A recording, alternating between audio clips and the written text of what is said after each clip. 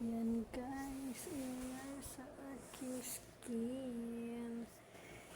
Kasi naman, naglilinis.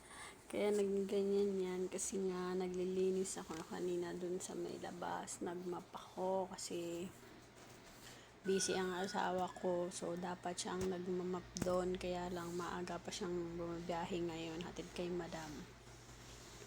Tapos, mga alas 4 na siya uuwi. So, busy siya. Kaya ang ginawa ko, ako na lang ang nag-map.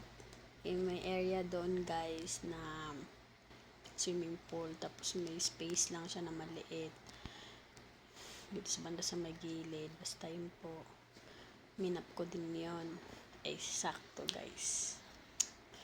Nadulas yung pa ako doon guys na sa isang corner.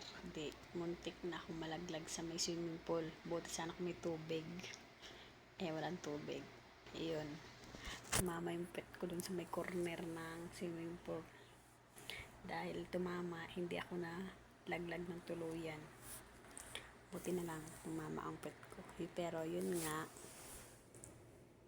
yan, yung ganyan siya. So, hindi naman sobrang sakit, kaya lang, mamasa kasi to. So, ilagyan ko ng yelo.